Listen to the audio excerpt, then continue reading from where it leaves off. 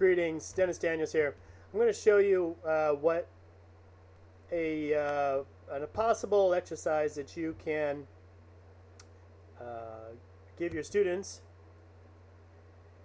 using Moodle, or any paper-based exercise would do the same. The idea, though, is that leveraging the technology, you leverage your time as well as the efficiency.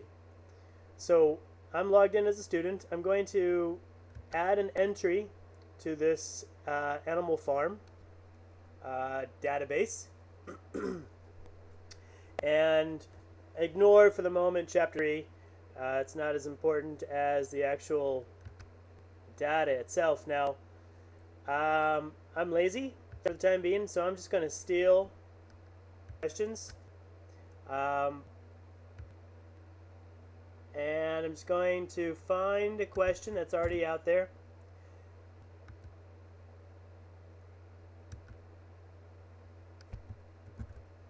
And paste it in.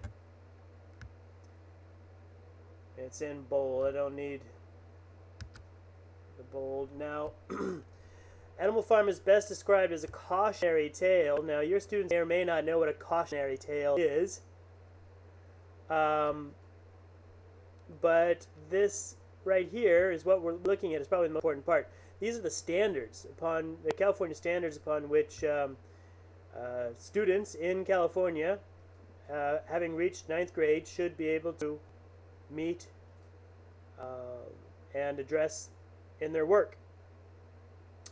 So, one of the question, the cautionary tale, well, this might be a historical, because it's a story being told, and if it's being told, it probably has something to do with the past. And given the piece, Animal Farm, it's definitely about communism, and the version of communism we are seeing has changed. Now, express purposes and characteristics of different forms of dramatic literature. Yes, a cautionary tale is a form of literature. So we could perhaps even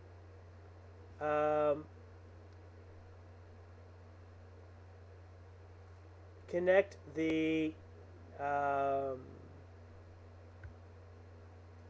this particular question to other standards, but at this time I don't know, and that's fine. Your students may not know either, but the discussion that you will have around these standards will definitely be the stump point for many more interesting conversations in the classroom. And I'm going to put this one as relatively difficult, because you do have to know all of the varieties. And since we already do know the answer, because somebody else has written one, we can just take it. Now, the answer here is totalitarianism. Your students may or may not put communism in, but we'll go with this one right now, totalitarianism. That's a very good discussion point for future classes. And in fact, if you see a student using terms like this, as you will be able to, you can begin to assess their understanding of the texts in a much deeper way, because once you have these questions, once your students have loaded these questions, you as a teacher can go out to the text, rather to the database, Animal Farm Chapter 3. I'm going to log out. I'm going to go in as a teacher now. Sorry, it's kind of slow. I'm on a less than stellar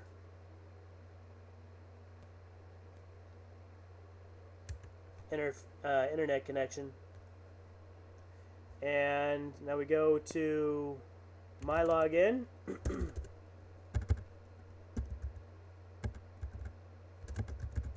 And there it is, login, click. Now as a teacher, I will have access to a lot more information. And you can set the database so that your students too, will have a view of that database.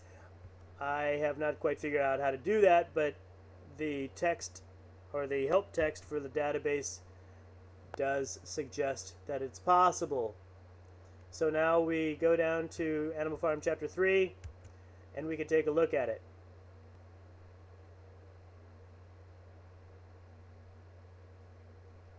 Alright, there is the question. Now, unfortunately, this template, it should show the user that created this particular question. So let's take a look at the template to find out why the student's name doesn't appear down there.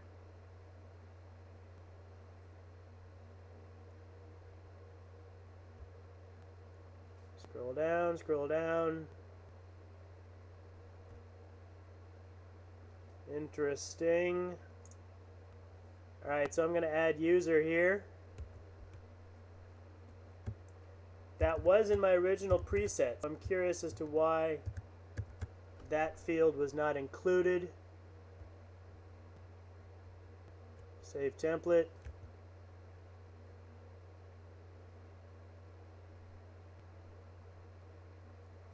Template saved. Now let's go view the list. And I should see the user that created that question. I did. But it's not giving it to me in a table form, which means I have to go play with the UI some more. I would like to just see a spreadsheet so that I could sort all of the questions written by Feliz to see how well he is, the types of questions that he is writing, as well get a better idea as to which standards he has addressed.